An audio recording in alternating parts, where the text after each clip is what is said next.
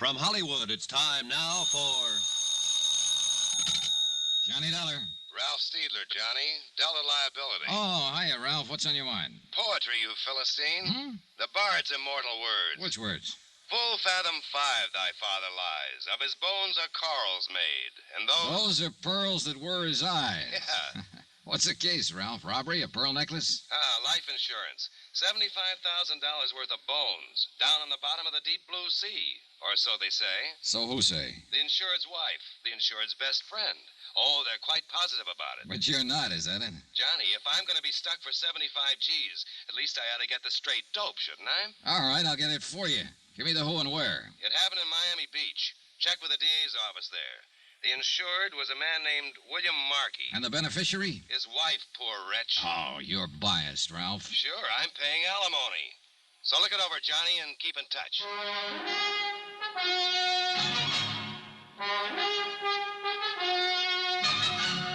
Tonight and every weekday night, Bob Baliey in the transcribed adventures of the man with the action-packed expense account, America's fabulous freelance insurance investigator. Yours truly, Johnny Dollar.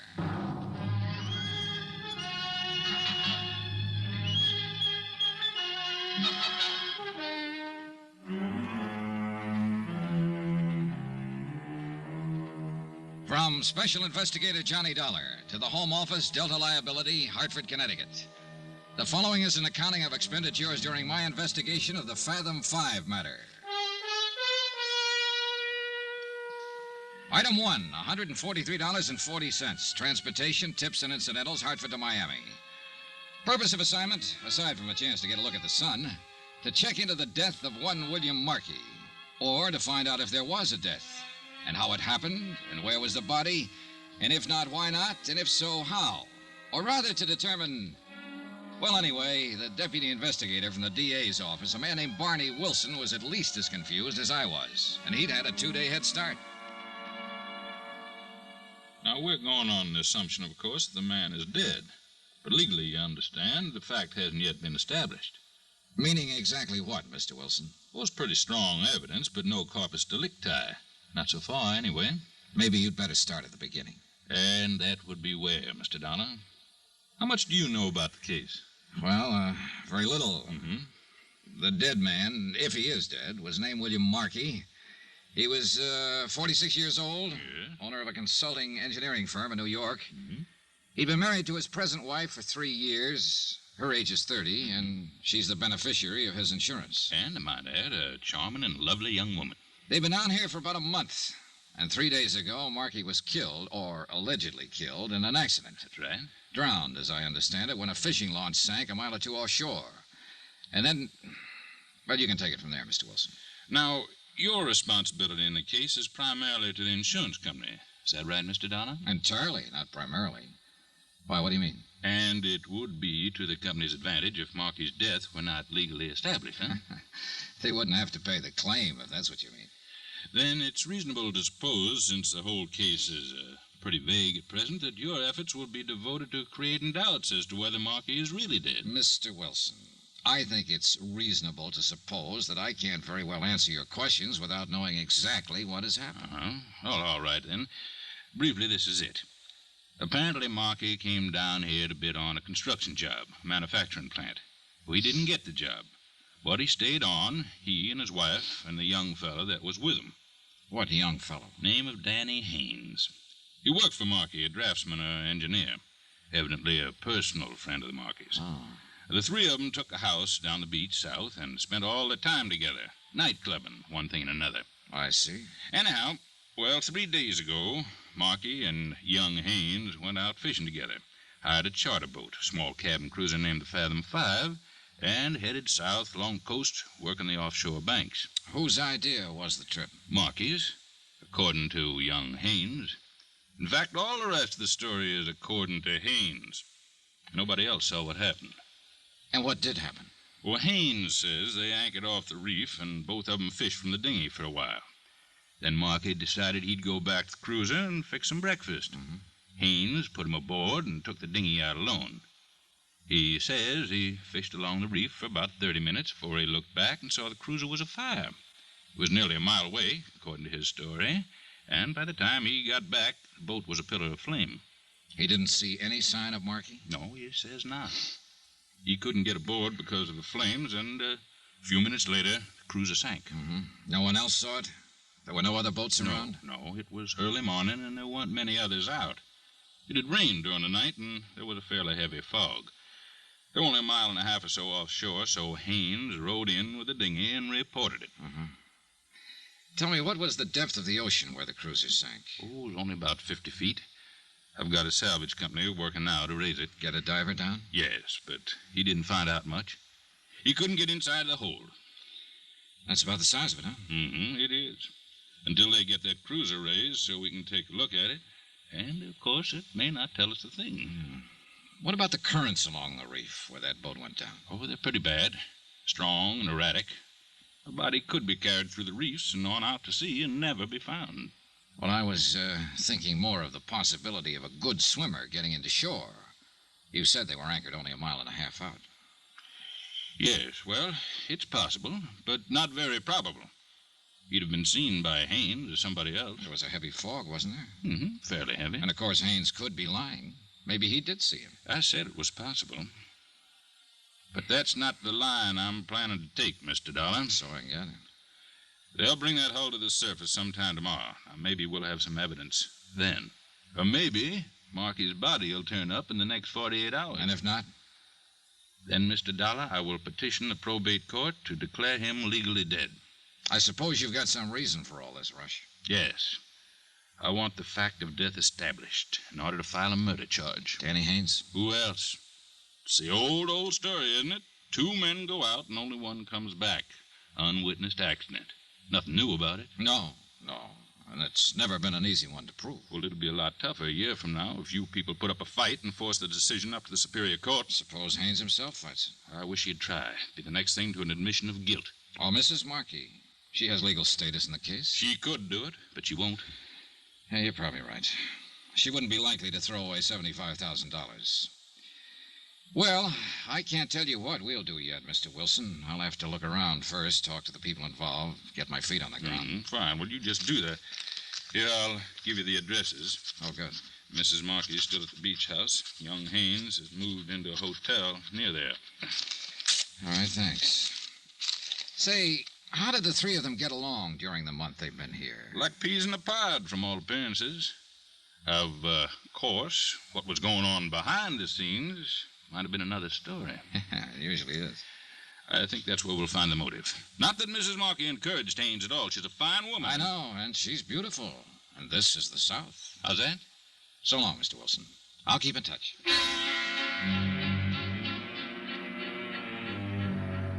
Expense account item 2, $3.35. Telegram to Hartford requesting an investigation of the Markey firm's financial status, both currently and over the past 3 years. And a similar check of Markey's personal financial status. Item 3, $4.10, taxi to the Pompano Beach Hotel to talk with the DA's prime suspect, Danny Haynes. Look, Mr. Dollar, I've been over the whole thing with the police a half a dozen times. I'd still like to ask you a few questions, if you don't mind. They've got the whole story, all I know about it. They had a stenographer to take it down. Why don't you go to them with your questions? Maybe I got different questions. I told them everything I know about Look, it. Danny, you don't have to talk to me, but if you're smart, you will. Why so? Because the police already have their minds made up. Or at least Barney Wilson has. Sure. He's out to prove I killed Mr. Markey. Well, look, my mind isn't made up yet, so you can't lose anything by talking to me. Unless, of course, you did kill him. It happened exactly the way I told them. All right, what do you want to know? How long did you work for Markey? 2 years. You get along with him all right? Sure. It was a good job, no complaints. You got to be pretty close personal friends, I understand. Well, I used to go to their apartment in New York once or twice a week for dinner, drinks. And then the three of you came down here together on a vacation. It wasn't a vacation. Mr. Markey came down to bid on a job. Did he need you along for that? Well, he thought there might be some sketches or plans to draw up. And were there? Well, no. As it turned out, they weren't necessary. Funny, Markey wouldn't know that ahead of time, being an engineer. Well, actually, it was sort of Edna's suggestion of Mrs. Markey, I mean. I see. Yeah, now I see. Now, look, don't get the idea there's been anything between us. She's been swell to me. Well, she's just wonderful, that's all. All right. So the three of you came down on business, and within a few days, the job contract was awarded to another firm, but you still stayed on for 3 more weeks. That was Marky's idea. I don't know why exactly. I know he'd counted a lot on getting that job. But I was getting a free vacation. Why should I argue? So all of you just relaxed and lived it up, huh? Yeah, that's about it. Mr. Markey, too? No apparent worries on his mind? Well, he was moody sometimes. Went off by himself. But that wasn't too unusual. He was like that quite a lot. He and his wife seem to be getting along all right? Sure. As far as I noticed, why? Well, let's talk about that accident for a minute, Danny. Whose idea was it to go on the fishing trip? Mr. Markey's. He woke me up at 5 in the morning, said he'd already phoned and hired the boat. The Fathom 5. Yeah, the same one we'd had a couple of times before. Well, I wasn't much for it. It was misting out with a heavy fog, but he was real hot on the idea, and I couldn't very well argue he was the boss. Was Mrs. Markey up when you left? No, but she knew we were going. She'd packed a lunch. I guess they talked about it the night before. All right, you took the boat out then and followed the reef south, and what happened? Well, we anchored as close as we could get to the reef and went out in the dinghy for about an hour. No luck at all. Then Mr. Markey decided he'd go back on board and fix something to eat. I let him off and then rode back along the reef. I figured as long as I'd had to come, I might as well try for a strike or two at least. And a while after that, I looked back and saw the cruiser was on fire. Was it still foggy then? Yeah, about the same. I could just see the glow. I couldn't even be sure what it was until I got close. I tried to get on board, but the flames were too high. I kept yelling, but there was nobody around. And you didn't see or hear any sign of Markey? No, I guess he was already dead. Then, not more than 5 minutes later, the cruiser sank. Yeah. Danny, do you have any theory as to what caused the fire? Well, there was a hot plate on board. A gasoline pressure rig. It was an old one in pretty bad shape. We'd talked about it before. I think it may have leaked into the bulkheads in the bilge, and when Mr. Markey went to light it to fix breakfast, the whole boat just went up in flames. I see. Tell me something, Danny. Do you think Markey could have committed suicide? Suicide? Why? For what reason? Oh, maybe losing that contract? You said it was pretty important to him. Or maybe he thought he was losing his wife.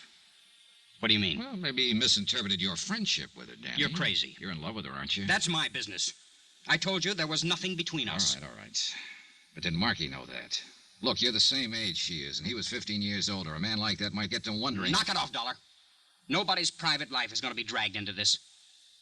You better stop and think, Danny, while you've still got time. A defendant in a murder trial doesn't have any private life.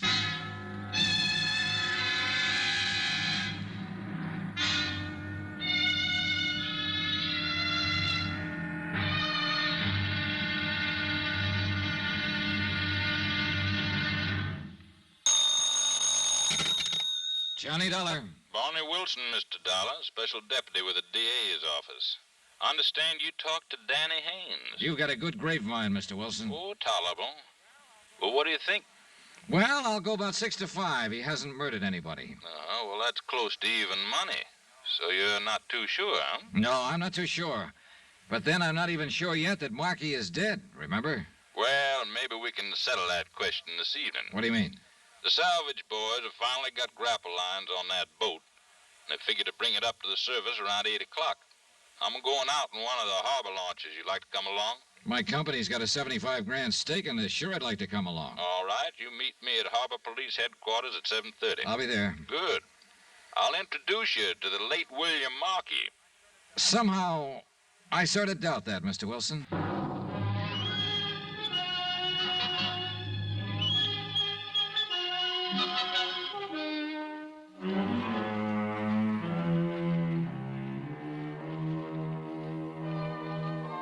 From Special Investigator Johnny Dollar to the Home Office, Delta Liability, Hartford, Connecticut. Assignment, the Fathom 5 matter. Location, Miami, Florida. Expense account continued. Item 6, $3.85. Taxi fare to the Markey Beach House, occupied for the past 3 days now by his wife since William Markey's accidental death. According to all reports, a very beautiful woman. The reports were correct. Won't you come in, Mr. Dollar? Thank you. Come this way. I've been practically living in here in the study since... I just haven't had the heart to even look at the rest of the house. Yes, I imagine it's been quite a shock for you, Mrs. Markey. Yes, terrible. No one knows. Sit down, Mr. Dollar. Thank you. I really don't know very much about these matters. If there are papers to sign, maybe I should have a lawyer or something. No, that won't be necessary. For the present, there's nothing to sign. But aren't you with the insurance company? I'm working for them at the moment as a special investigator. Oh. I'm to supply them with a full report of your husband's accident. They have to have that before they can do anything about paying off the policy. Well, couldn't the police give you all that? And there's a Mr. Wilson, I think his name is, who's with the district I've attorney's talked to Mr. Wilson. He's cooperating in every way possible. But some of the details I have to get from you. Have you talked with Danny Haynes? Yes. Well, didn't he tell you what happened? He gave me a statement, yes. But only covering the details he actually knew about. Well, I'm sure there's nothing I can add, Mr. Dollar. I wasn't even there, as you know, of course. I know, Mrs. Markey. I'll get all of those details elsewhere.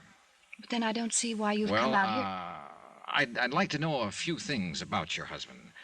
Things you know better than anybody else. His actions and behavior during the last few weeks. His mental attitude. I see. You think maybe he committed suicide, is that it? I don't think anything. I'm just trying to find out. But that's what you're driving at. Suicide. It's a possibility, of course. And of course your company isn't liable, I suppose, if it's suicide. Oh, they'd still be liable, but only to the extent of $25,000 under the particular terms of the policy, not $75,000. I see. Is that all, Mr. Dollar? I don't think you do see. Look, I'm not claiming it was suicide. I have no reason to think it was. But these questions are going to be raised by the claims board when they meet to consider settlement. And they're not going to pay out any money until they have the answers. So that's why I'm here, Mrs. Markey, to get those answers ahead of time. Now, you can help or you can hinder. But I think you ought to realize that you'll be mainly hindering yourself. It was not suicide. Bill wasn't that kind. You didn't know him. I resent your implication, Mr. Dollar. He'd never do a thing like that. I said I have no reason to believe that he did. Please forgive me. I guess I'm sort of living in a state of shock. I'm not like this, really. Suspicious, belligerent. Well, sure, I understand, and I'm sorry to have to bother you this way, but there are certain questions... I know. These things have to be done. It's all right. Would you like a drink, Mr. Dollar? Not unless you're having one. Yes, I think I would like something. In that case, I'll have a scotch on the rocks, please. Oh, here, let me fix them. Thank you. Make mine the same. I guess it was the mention of suicide that set me off. Bill and I were married for 3 years. We were completely happy every minute of it. Nobody in the world had less reason than Bill to do a thing like that. What about financial problems? None that I knew about. Did you work before your marriage, Mrs. Markey? I was an entertainer. Chorus? Yes. I suppose that gives you the usual impression. Well, do I seem like a visiting fireman? No, but... I just thought you might have been a dancer because you carry yourself so well. Lithe and graceful. Well, I've been away from it for quite some time. It doesn't show. Here's your drink. Thank you. Maybe it'll help me relax a little. I think it might. Tell me, Mrs. Markey, how did your husband and young Haynes get along? Well, that should be obvious. We brought him down here with us. Had him living here in the house for a month. But I understood that was primarily your idea. Who said that? Did you suggest bringing Haynes along, or was it your husband? Well, I might have. I don't remember how it came up now, but Bill was all for it. Otherwise, he'd have put his foot down. Any possibility that he resented Haynes' presence but kept it to himself? Of course not. Why should he? I don't know. Well, if you're trying to imply something... I'm not. I'm just asking. I understood your husband had spells of brooding during the last few weeks, and I was trying to find out the reason for it. If he did, I'm sure I didn't notice it. What are Danny Haynes' feelings towards you? I think you're pretty insulting. I wasn't intending to be. Well, what would you call it? Just another routine question. I wasn't meaning to imply that you encouraged him in any way. I certainly didn't. But he's young, impetuous. You're very attractive. Maybe he cooked up crazy notions without any encouragement. He thought of me as a friend, that's all. No attitudes on his part that your husband might have misinterpreted. I don't believe I care to answer any more questions like these, Mr. Dollar. Look, I'm not just asking them for my own pleasure, Mrs. Markey. I'd a lot rather not ask them, but I've got a job to do. Well, I fail to see why it's necessary to probe into our private lives. All right, I'll tell you why. Your husband supposedly died out there beyond the surf when a cruiser burned and sank. What do you mean, supposedly? His body hasn't been recovered, so at present the evidence of his death is purely circumstantial. In fact, there isn't much evidence one way or another. But who could possibly doubt it? The insurance company will doubt it, Mrs. Markey. And they'll hold up processing any claim for payment until one of two things happens. Until I turn up sufficient proof of death to convince them, or until a court declares your husband legally dead. I didn't realize... Barney Wilson from the DA's office, for reasons of his own, is going to file for an immediate court decision. I'm pretty sure of that. But as things stand now, my company will fight it. And with no more evidence than Wilson has, they'll be able to fight it successfully. But all those questions, what was the point? What were you driving at? Your husband's death had to result from one of three possible causes. 1, an accident. 2, suicide. 3, murder. Murder? But there was no one with him except... Do you mean Danny? That's one possibility. 1 out of 3. Oh, no. I've no reason at the moment to give it any more weight than the other 2. But there is one thing certain, Mrs. Markey. In view of the circumstances, not 1 cent of insurance is going to be paid until one of those causes is proved. But what can I do? I don't know anything about it. Maybe you don't.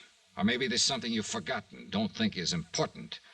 Or something you haven't wanted to talk about. I don't know, of course. But it might be worth thinking about. It was nearly dark when I left the house, and I wouldn't have noticed the man standing under a palm tree by the driveway if he hadn't made a sudden move to get out of sight. Then when I walked toward him, he scurried out of the drive and slipped into a car parked at the street. I could see it was an old model, but I couldn't identify the make.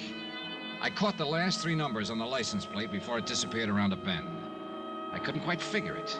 It might have been Haynes, or some ghoulish swindler who was scared off when he saw the widow wasn't alone. The numbers were 642.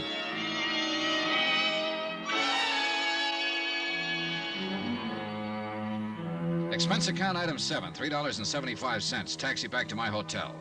Item 8, $6.25, dinner and incidentals there. And item 9, $1.40, taxi again to the waterfront headquarters of the Harbor Police. 30 minutes later, I was in a police launch with Deputy Agent Barney Wilson, several miles down the coast, skimming across the water toward a bright cluster of spotlights where a salvage barge was working into the night to raise the burned hulk of the charter cruiser Fathom 5. You still got your mind set the same way, Mr. Dollar? What way was that? That there hasn't been any death or any murder? Oh, come now, Mr. Wilson. You're mistaking an honest scientific skepticism for a set of mind. Well, that's very pretty, Mr. Dollar. What does it mean? Well, I haven't taken any definite position yet. But I've got to see more evidence before I'll consider proof of death to be established without a question. That means you'll file a demurrer against a declaration by the courts, It's huh? not up to me, it's up to the company. But I can tell you right now that if you petition, they'll move to block it. You have no real evidence, Mr. Wilson. I'm getting it, though, piece by piece. The sea is starting to give up its prey, Mr. Dollar. What do you mean? The boys found his shoe late this afternoon, washed up in the surf, just about where you'd expect to find it if it had been carried in by the current. Identifiable? From the same New York shop that Marky's other shoes came from. Same size, same style. Well, it's something, all right. But it's still not conclusive. What do you ask? That Marky walks up and tells you he's dead? No, I guess I'd settle for just seeing him that way. Oh, by the way, I wonder if you could have an auto license checked for me. A partial license on a used car, Florida plates. The last 3 numbers are 642. Well, that might take a while with no more than that to go on. Well, I've got an idea the car may have been purchased within the last 3 weeks or so. Maybe that'll narrow it down. You got an idea it may mean something? Look, I have no idea at all. I'm just playing the hunches. But it's about time something in this case started meaning something. We edged the launch up the side of the barge, tied up to a stanchion, and climbed on deck. The power winches on the derricks were still grinding away, and the sunken hull of the burned cruiser was nearing the surface. A crew of men waited with salvage pontoons, ready to float the supporting cradle into place as soon as the waterlogged hulk was raised. Wilson and I stood by the rail, watching, not talking, wondering, I suppose, what answers the wreck might supply us with. The taut steel cables inched their way slowly up from the depths. And finally, the boat itself broke the surface of the water. Then the men moved in with the pontoons, and other crew members dropped a suction hose into the water-filled hull and started to pump to empty. Finally, the whole thing was high enough so we could see that the cabin and the deck were badly burned, almost destroyed. But strangely enough, the hull itself seemed to be undamaged. Then Wilson and I both noticed something at the same time, a solid column of water spouting from a round hole near the keel of the boat. And we both realized what it meant. Look, Dollar. Look there. Somebody opened the seacocks. Somebody left them wide open. So one thing is certain. It wasn't an accident. She was sunk deliberately. That's exactly what I've been trying to tell you right from the start. Huh? William Markey was murdered.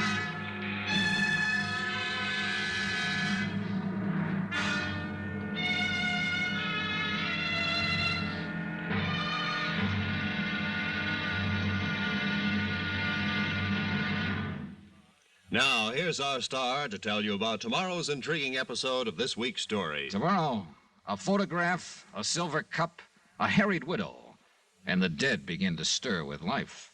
Join us, won't you? Yours truly, Johnny Dollar.